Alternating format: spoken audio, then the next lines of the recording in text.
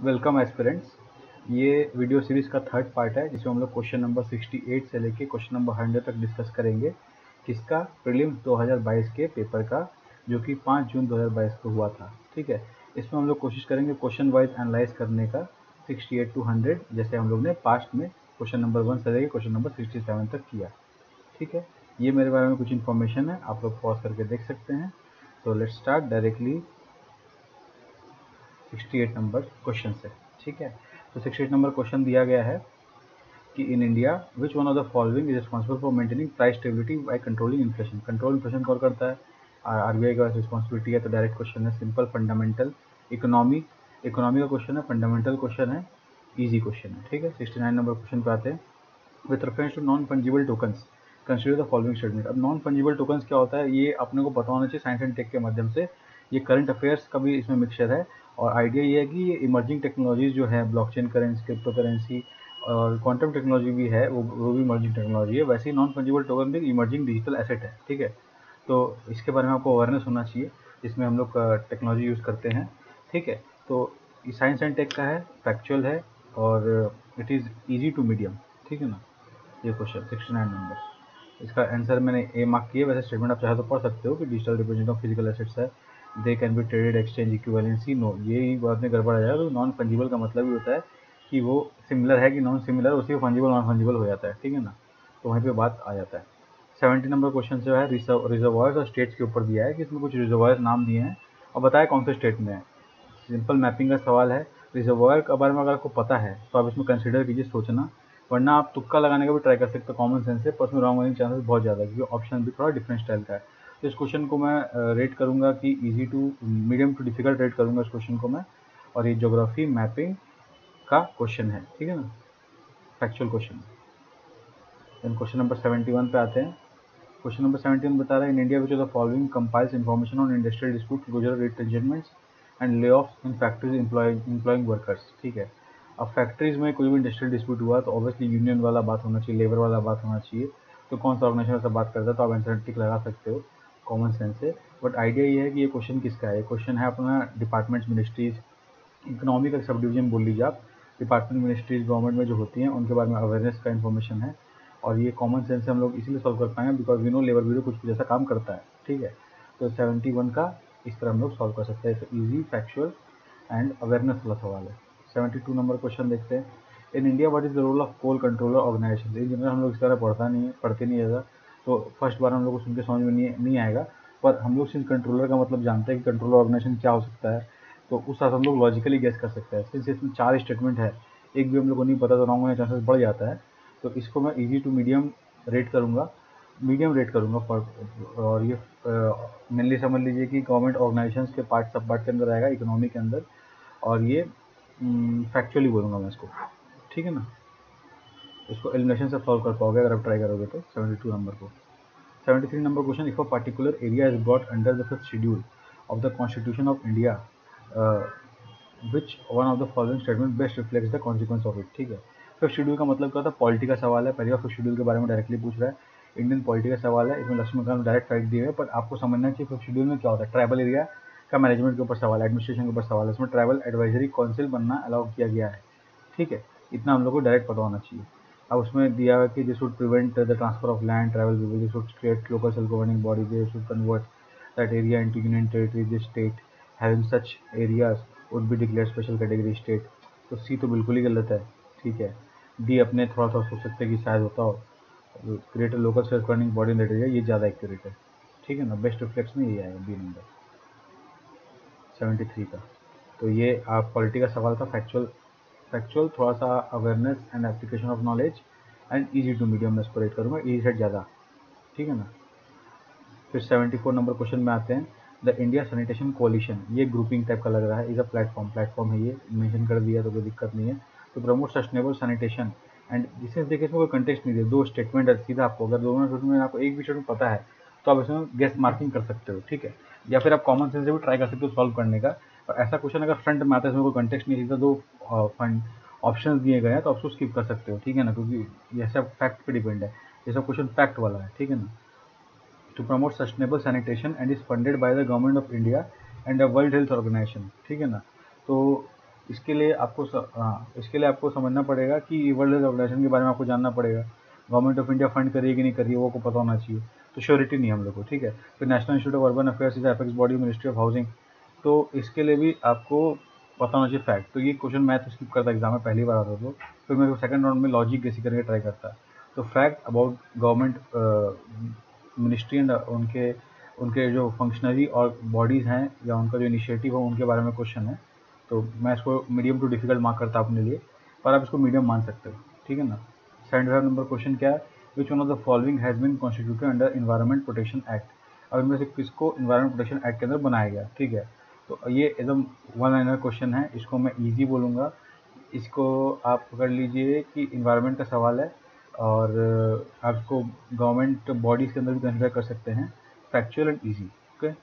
76 number question क्या है, United nation credentials committee में कमेटी है, कमेटी का काम किस टाइप का होता है कि जो मेन और बॉडी ना कर पाए वो कमेटी करके रिपोर्ट दे और उस पर मेन बॉडी एक्शन ले, ठीक है। तो थर्ड स्टेटमेंट वैसा ही है, it assess the credentials of all UN members before submitting a report to the general assembly for approval. तो ये तो 3 तो एकदम सही लग रहा है, 3 तो बैठना चाहिए, तो डी ऑप्शन एलिमिनेट हो गया।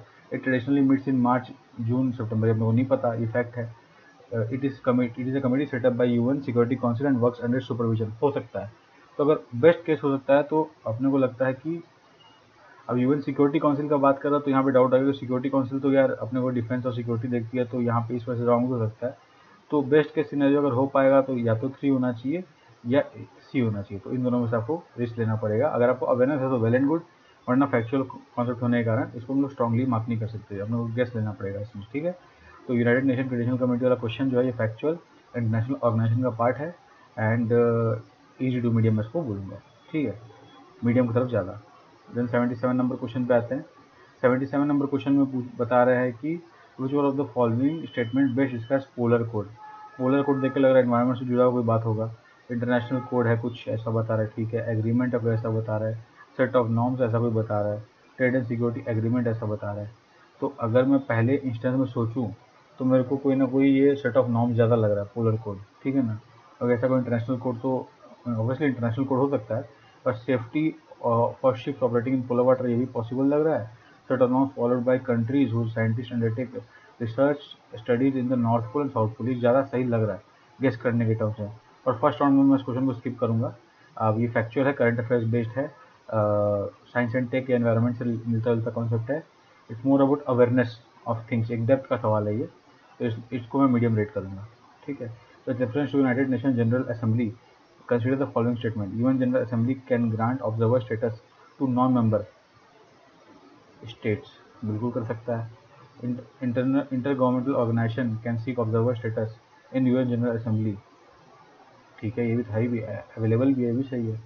Permanent observers in the UN General Assembly can maintain missions at the UN headquarters, mission हाँ ऐसा कुछ तो बंदे रख ही सकते हैं लोग, तो देखने में तीनों गलत नहीं लग रहा। अब इवन जीए के बारे में एक जनरल स्टेटमेंट है, ठीक है। तो ये आपका अवेयरनेस चेक करा इंटरनेशनल ऑर्गेनाइजेशन के बारे में। तो इस क्वेश्चन को वैसे तो मैं मार्क करूँगा इजी टू मीडियम, मीडियम तक ज़्यादा, जस्ट बिकॉज क्योंकि लोग इस तरह सोचते नहीं है। हम लोग एस्पिरेंट जब प्रिपरेशन करते हैं तो इस तरह सोचते नहीं है। एक और इंडिकेशन है कि कैसे अपने को इंटरनेशनल ऑर्गेनाइजेशन पढ़ना है, यूपीएससी किस दिशा में सोचता है इंटरनेशनल ऑर्गेनाइजेशन के बारे में, ठीक है ना। तो 78 का वैसे मेरे को लगता है कि तीनों आंसर होना चाहिए, बट लेट अस सी, वरना 1 और 2 तो होना चाहिए। तो ए और डी में आंसर में डाउट है, मेरे को डी की तरफ ज़्यादा है। अगर मेरे को लास्ट में चॉइस करना पड़ता तो मैं डी मार्क करके जरूर आता, इस प्रोबेबिलिटी में मैं खेलता। 79 with reference to tea board in India consider the following statement. Tea board is a statutory body. अब टी बोर्ड है, टी बोर्ड अब एग्जीक्यूटिव ऑर्डर से बन सकता है, स्टैट्यूटरी बॉडी से भी बन सकता है। तो ये क्या से बना है अपने को नहीं पता, पर मेरे हिसाब से स्टैट्यूटरी बॉडी है। It is a regulatory body attach to the ministry of agriculture and farmers welfare. Chances कम है। Tea board's head office is situated in Bengaluru. Tea सबसे ज़्यादा कर्नाटका साउथ इंडिया में हो सकता है, तो बन सकता है टी बोर्ड, थोड़ा चांसेस लग रहा है। पर टी बोर्ड दार्जिलिंग माने ईस्ट में भी हो सकता है, जूट बोर्ड तो अपने ईस्ट में ही है। The board has overseas office in at Dubai and Moscow, होना चाहिए। तो अगर अभी देखिए, अभी मैंने आपको जिस थिंकिंग बता दिया, अब इसी बेसिस पे मैं क्वेश्चन अटेम्प्ट करूंगा या छोड़ूंगा, ठीक है।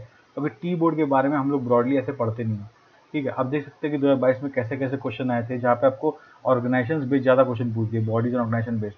तो टी बोर्ड के बारे में अपने ऐसे कहाँ जानते हैं सब इन्फॉर्मेशन जनरली। आप अच्छे से प्रिपरेशन करना स्टूडेंट से पूछ लेंगे, उनको लगेगा भाई ये तो एकदम सडनली आ गया क्वेश्चन, तो वो लॉजिक ला के बैठाएंगे जैसे मैं बैठाने का ट्राई कर रहा था, ठीक है ना। तो 79 मोस्ट आप समझिए factual plus application of knowledge plus broader awareness of government bodies in India, ठीक है ना। तो ये इसको मैं मीडियम रेट करूँगा 79 नंबर क्वेश्चन को। विच one of the following best describe the green washing. अब ग्रीन वॉशिंग क्या हो सकता है, इस टर्म को समझिए और हल्का ऑप्शन देखिए। इको फ्रेंडली वाला बात चल रहा है, कन्वेइंग फॉल्स इंप्रेशन इन्वायरमेंट वाला कुछ बात चल रहा है, नॉन इंक्लूजन कुछ बात चल रहा है, ignoring disasters ecological, making mandatory provision for environment cost and government programme. तो गवर्नमेंट के रिलेटेड कुछ बात चल रहा है, एनवायरमेंट रिलेटेड बात चल रहा है। अब अपने को इसमें चूज़ करना है। तो ये सिंस इसमें 4 ऑप्शन दिए हैं तो आपको एक चूज़ करना है। तो ये क्वेश्चन इजी टू मीडियम मानो, medium easy to medium, medium से ज़्यादा। तो ग्रीन वॉशिंग टर्म ऐसा हम लोग को पता नहीं, हम लोग को पढ़ के अब इसमें से गेस लेना पड़ेगा। ऐसा गेस अगर आप 2 क्वेश्चन भी 2 ऑप्शन भी एलिमिनेट कर सकते हो तो आप सिलेक्ट कर सकते हो इस क्वेश्चन को। इसमें रिस्क कम है कंपेयर टू अदर क्वेश्चन जहाँ पे आपको 4 में से 2 निकालने हैं। तो आई बिलीव ये वाला आपके लिए ईजी रहेगा, ठीक है ना। 80 नंबर क्वेश्चन उनके मुकाबले। 81 नंबर क्वेश्चन क्या है, हाई क्लाउड्स यानी कि जो ऊपर सीरस होते हैं, primarily reflect solar radiation and cool the surface temperature. गलत बात है, ये तो ज्योग्राफी का सवाल है क्लियर कट, और ये उल्टा लिखा है। लो क्लाउड्स हैव, ये जो हाई क्लाउड है वो नीचे वाला करता है। High cloud have high absorption infrared radiation emitting from earth surface. ये तो कॉन्सेप्चुअल है, ज्योग्राफी फंडामेंटल्स इजी, ठीक है ना। कंफ्यूज हो सकते हैं लोग, तो इजी टू मीडियम बोल सकते हैं बिकॉज सडनली आपको लगे कि ने भी सही लिखा वो भी सही लिखा है, और दोनों इंटरचेंज किया हुआ है। एग्जाम में हम लोग ऐसा मानने को तैयार नहीं होते कई बार। BDBD is a large fish settlement in north western Kenya, हो सकता है। Some people who fled from South Sudan civil war lives in BDBD, हो सकता है। Some people who fled from civil war in Somalia lives in Dadaab refugee complex. तीनों हो सकता है क्योंकि तीनों का हम लोग को पता नहीं। इंटरनेशनल रिलेशन का सवाल है, मैपिंग बेस्ड है, जनरल अवेयरनेस बेस्ड है। डिफिकल्ट क्वेश्चन मैं इसको बोलूँगा, इस क्वेश्चन को डिफिकल्ट मानूंगा बिकॉज इस तरह का इन्फॉर्मेशन अगर आप करंट अफेयर्स पूरा आपको इस टाइप का पढ़ा हुआ एग्जैक्टली तो आप उसको मार्क कर सकते हो, वरना इज डिफिकल्ट, ठीक है ना। Consider the following countries, Armenia, Azerbaijan, Croatia, Romania, Uzbekistan, which the above are members of organisation of Turkic states. ये भी आपको factual, international organisations, international groupings, mapping का सवाल है, और इसके में आपको अवेयरनेस चाहिए। फैक्ट बेस्ड क्वेश्चन है, मीडियम टू डिफिकल्ट, क्योंकि जनरली इस टाइप का ऑर्गेनाइजेशन हम लोग, ऑर्गेनाइजेशन ऑफ इस्लामिक स्टेट अगर पूछता तो हम लोग गेस मार सकते थे क्योंकि हम लोग को पता रहता है, हम लोग पढ़ते रहते हैं। ऑर्गेनाइजेशन ऑफ तुर्किक स्टेट्स हम लोग रेयरली पढ़ते हैं, ठीक है ना। तो इसमें आपका रॉन्ग होने के चांसेस हाई है, इसलिए मैंने मीडियम टू डिफिकल्ट रेंज में माना है, मीडियम तरफ ज़्यादा। 84 number question, Gujarat is the largest solar park in India. नहीं भाई, विंड वाला बोलता तो सुन सकते थे। Kerala has fully solar powered international airport, हो सकता है। Goa has the largest floating solar photovoltaic project, ये भी डाउटफुल लग रहा है। तो 2 हो सकता है, 3 और 1 डाउटफुल लग रहा है, 1 को हटा देते हैं। तो अपने आंसर बी होना चाहिए हिसाब से, ऑप्शन इस तरह दिया है, ठीक है ना। तो आपने देखा कि इस तरह कुछ करंट अफेयर्स थे और कुछ गेसिंग थी, क्योंकि लार्जेस्ट सोलर पार्क अपना मोस्ट प्रोबेबली उल्टा लिखा था कुछ, फ्लोटिंग वाला तो गुजरात ये नहीं है, ऐसा ही कुछ होना चाहिए। देखिए करंट अफेयर्स वाला बेस्ट सवाल है, डायरेक्ट है, फैक्चुअल है, मैं इसको इजी टू मीडियम मानूंगा। जिन्होंने करंट अफेयर्स पढ़ा उन्होंने क्वेश्चन इजीली कर पाएंगे, मुझे नहीं पता तो मैं रॉन्ग ही कर रहा हूँ। मैं फर्स्ट रेड में इस क्वेश्चन को पहले स्किप करता, सेकंड रेड में अगर मेरे पास 2 ऑप्शन एलिमिनेट कर पाता मैं दोबारा सोच के तो मैं चुनता, वरना मैं इस क्वेश्चन को फाइनली छोड़ देता, ठीक है ना। 85 नंबर, अब मुझे एक्जैक्टली याद नहीं है मैंने एग्जाम में क्या किया था, काफ़ी दिन हो गया, बट यही करता मैं। 85 number question, with reference to United Nation convention on law of seas, UN clause जिसको प्यार से बोलते हैं लोग, consider the following statement. Coastal state has right to establish breadth of territorial sea up to limit of 12 nautical miles, 20 nautical miles होता है, measured from the baseline determined in accordance with convention. Ship of all states, whether coastal or landlocked, enjoy right of innocent passage through territorial water. Territorial water में innocent passage permission के साथ कर सकता है।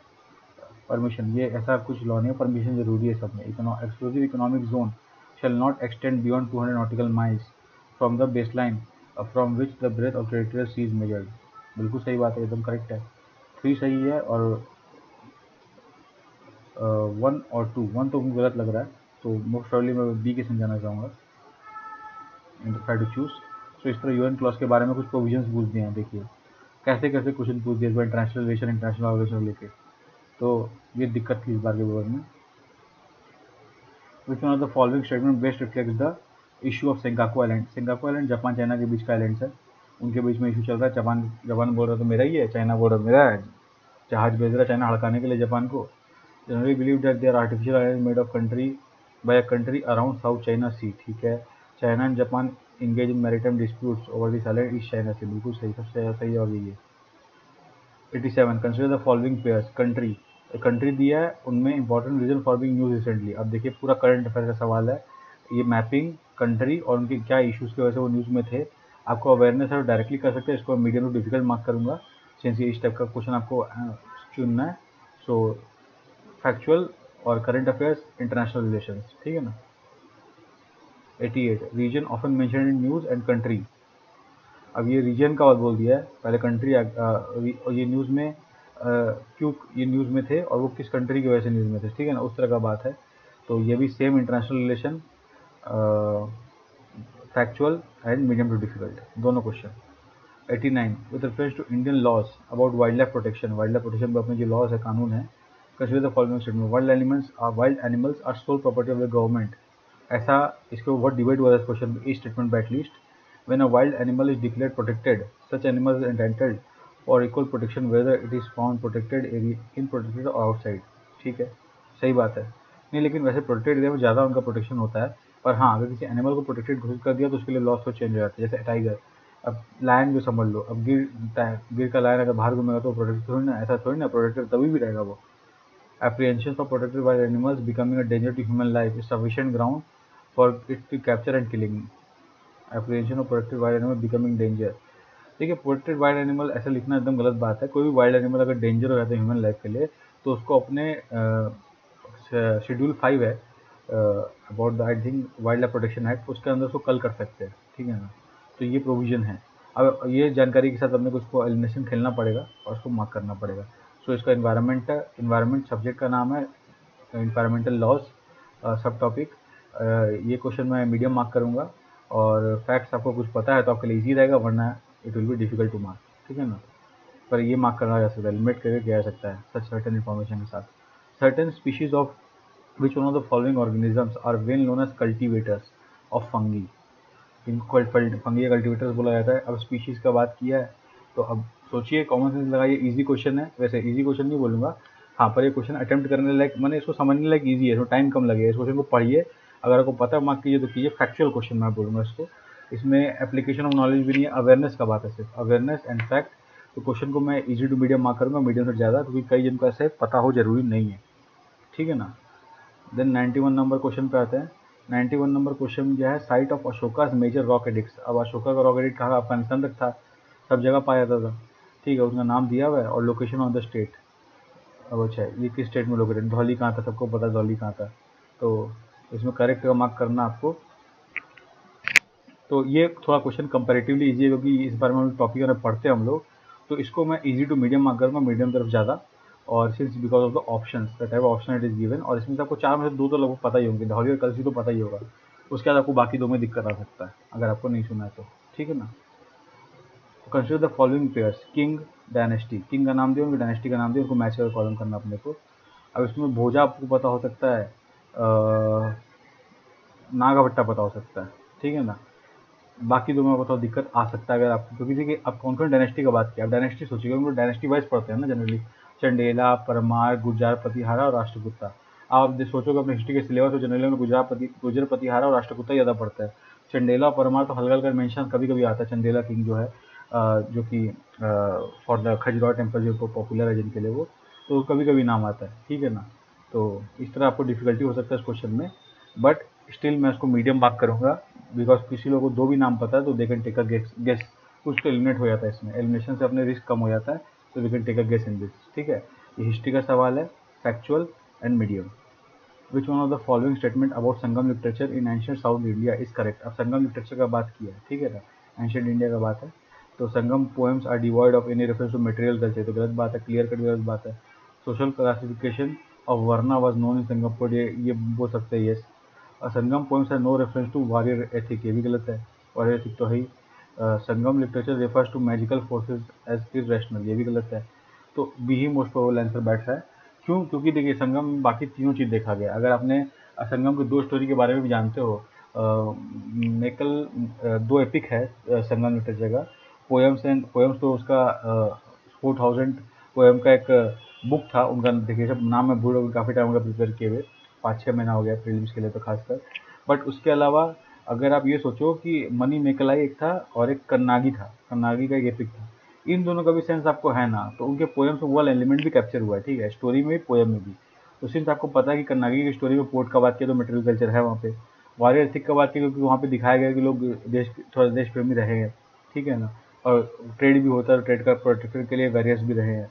और फिर मैजिकल फोर्स इरेशनल ये नहीं, क्योंकि वहाँ पे मान्यता है कि कर्नागी इज प्योर, ठीक है, उसको भगवान की तरह मान्यता किया जाता है। तो मैजिकल कर्नागी को अगर भगवान का दर्जा दिया गया तो मैं there is some consideration of god, some supernatural thing is accepted in society, ठीक है ना, लिटरेचर में दिया गया, तो अपने इसको सही मान सकते हैं। तो सबसे वरना ये वाला क्वेश्चन जो है यही बी नंबर अपने को इनकरेक्ट लग रहा है। Which one of the following student of Sangam literature ancient India is correct, correct पूछा है। तो देखिए तीनों करेक्ट जट रहा है, तो मेरे को लगा नॉट करेक्ट है, तो मैं इजीली मार्क कर देता नहीं, ये क्वेश्चन में कंफ्यूज हो जाता है, तो इतना पढ़ के मैं स्किप कर देता इसको। मैं वरना ये अभी नॉट करेक्ट होता तो फट से मार्क कर देता, क्योंकि मेरे को लगता है कि ये तीन मैं वैसे सोचूंगा तो मुझे ये करेक्ट कहीं ना कहीं बैठ रहा है। अब ये कंफ्यूज हो गया, मुझे और इन्फॉर्मेशन चाहिए इसके लिए, तो मैं इसको स्किप कर दूंगा अभी, ठीक है ना। 94। अब देखिए कि मैं भी आपको वीडियो पढ़ा रहा हूँ, पर आप सोचिए कि इतना वैरायटी ऑफ इन्फॉर्मेशन आप देखे हो, सिंस समझ लिए, तो कहाँ से आप एग्जाम में सोचिए, इट्स सो मच इंपॉर्टेंट कि आप एग्जाम में कितना काम रहो, क्योंकि ऐसे क्वेश्चन पे आप टाइम इन्वेस्ट कर दोगे और बाई चांस गलत मार्क कर दिए, देखिए नॉट करेक्ट मैंने नहीं पढ़ा, यहाँ पे करेक्ट लिखा, मैं नॉट करेक्ट समझ लिया, तो ये भी गलती है, ये एग्जाम में बिल्कुल हो सकता है, ठीक है ना, तो इससे अपने को बच के रहना है। फिर 94 नंबर क्वेश्चन दिया है कि Yoga Vashishtha was translated into Persian, अब पर्शियन में ट्रांसलेशन हुआ किसी किताब का, ठीक है, by Nizamuddin Panipati during the reign of, अपने मान लेते योगा वशिष्ठ ट्रांसलेट हुआ, ठीक है। अब किसके टाइम पर्शियन, देखिए पर्शियन किसके कोर्ट का लैंग्वेज था, अपने उस लैंग्वेज उससे गेस कर सकते हैं, ठीक है ना। अब अकबर, हुमायूं, शाहजहां, औरंगजेब सारे मुगल थे, ठीक है। अब पर्शियन लैंग्वेज किंग कोर्ट में ज़्यादा बोला गया था, पर्शियन अरबिक दो भाषा होती है, अब मुगल के टाइम में सारा पर्शियन ही बोला गया था, ठीक है। अब एक और लॉजिक ये आता है कि कहाँ किसके ज़माने में मैक्सिमम बुक ट्रांसलेट हुई थी, तो मोस्ट प्रोबेबली औरंगजेब आंसर होना चाहिए, औरंगजेब टाइम पे काफ़ी बुक ट्रांसलेट हुई थी, तो औरंगजेब होना चाहिए, वरना अकबर एक ऑप्शन बनता है, पर ideally if I have to choose I will choose Aurangzeb, ठीक है ना।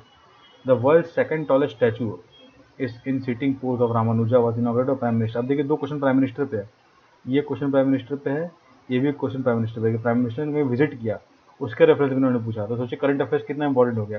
अब कई लोग घूम फिर के बोलते हैं कि अखबार नहीं पढ़ना चाहिए, करंट अफेयर्स नहीं पढ़ना चाहिए, बिल्कुल आपका वे है, आपका अप्रोच है, जरूरी नहीं पढ़ो, पर आपको अगर डेली अवेयरनेस बनाना है, आजकल की जिस तरह यूपीएससी का प्रीलिम्स का पैटर्न बन रहा है, अगर आपको डेली अवेयरनेस चाहिए, डेली फैक्ट्स चाहिए, तो मोस्ट टाइम इफेक्टिव थिंग मेरे हिसाब से न्यूज़पेपर है।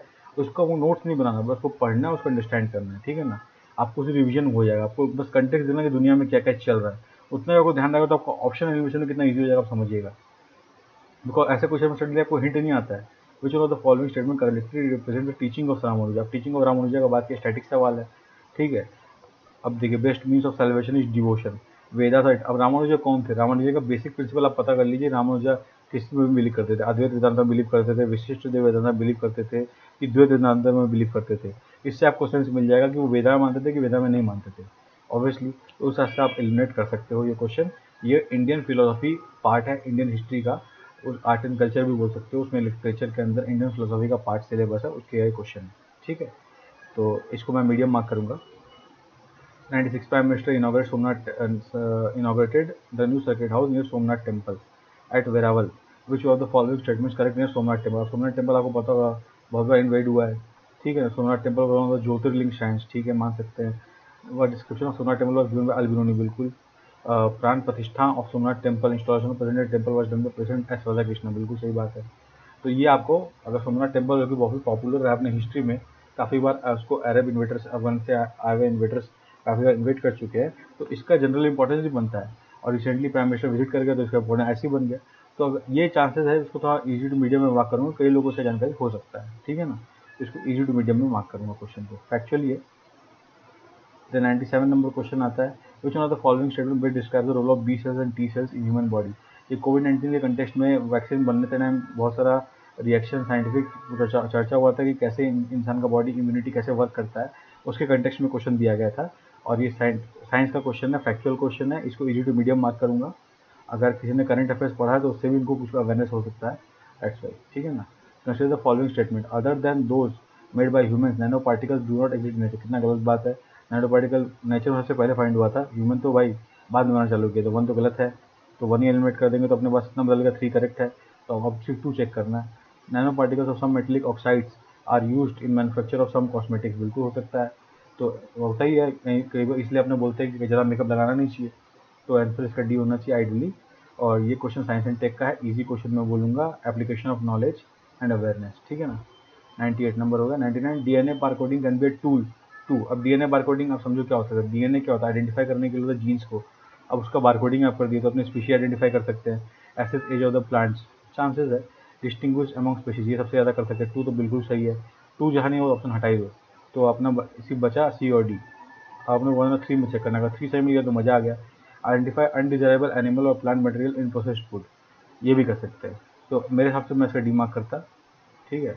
और ये 99 का नंबर क्वेश्चन है, इसको मैं बोलूँगा इजी टू मीडियम, और ये एप्लीकेशन ऑफ नॉलेज और अवेयरनेस के ऊपर क्वेश्चन है, ठीक है ना। 10 नंबर क्वेश्चन, 100 नंबर क्वेश्चन क्या, final question of the paper. Carbon, अब 4 गैसेस का नाम दिया है, बोला excess of which of the above in environment can cause acid rain. अब एसिड रेन के लिए क्या चाहिए अपने को, एसिड बनना चाहिए। एसिड कैसे बनेगा, कार्बन मोनोऑक्साइड कार्बोनिक एसिड बन सकता है, नाइट्रोजन ऑक्साइड से नाइट्रिक एसिड बन सकता है, सल्फर ऑक्साइड सल्फर हाइड्रोसल्फरिक मैंने सल्फ्यूरिक एसिड बन सकता है, ठीक है। तो 2 और 4 तो पक्का होना ही होना है, तो ये बी आंसर होगा। नाइट्रिक ऑक्साइड और सल्फ्यूरिक ऑक्साइड तो होना ही होना है, तो 2 बी आंसर होगा। सिंपल आंसर था। इसका एप्लीकेशन ऑफ नॉलेज, अवेयरनेस और थोड़ा सा थिंकिंग आप बोल सकते हो। इसको इजी टू मीडियम मार्क करूँगा, वैसे इजी सेट ज़्यादा। तो दिस वॉज अबाउट इट दोस्तों।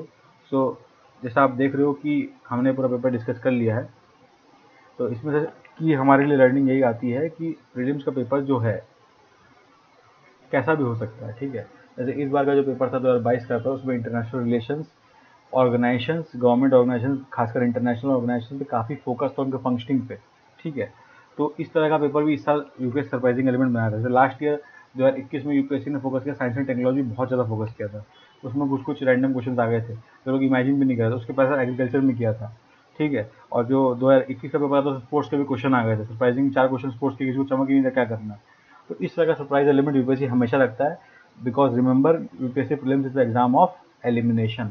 इसमें यूपीएससी कोशिश कर रहा है लोगों को फेल करने का, क्योंकि सारे बच्चे 5 लाख बच्चे को अगर अपने सिलेक्ट करने बैठेंगे तो इट्स हाईली डिफिकल्ट। तो यूपीएससी सरप्राइज एलिमेंट डाल के, प्रेशर क्रिएट करके, अननोन चीज़ें डाल के लोगों का लॉजिक चेक कर रहा है, अवेयरनेस चेक कर रहा है, लक चेक कर रहा है, ठीक है ना। तो आपको ये समझना है और कॉन्फिडेंट के दिन पेपर देना है। जैसे मैंने जहाँ जहाँ आपको लगा क्वेश्चन मैंने स्किप किया, वहाँ करना भी चाहिए, क्योंकि आप उसमें फंस जाओगे तो टाइम लॉस होगा और आप रॉन्ग मार्क भी कर सकते हो। आपको जो सडनली बैठे बैठे हो रहा है, ऐसा आपने देखा होगा, कम से कम मेरे ख्याल से 40 से 35 क्वेश्चन थे जो हम लोग एक बार में कर लिए, आपको 100, तो वो भी एक बहुत अच्छा स्टार्ट है। उसके बाद आप कॉन्फिडेंटली फिर बैठ सकते हो गेस वर्क करने के लिए, फिर आप गेस वर्क तो करना ही पड़ेगा, फिर कॉन्फिडेंटली बैठ सकते हो आप, ठीक है ना। तो इस अंडरस्टैंडिंग को ध्यान रखिएगा, कॉन्फिडेंट रहिए, prepare for the exam well, best wishes.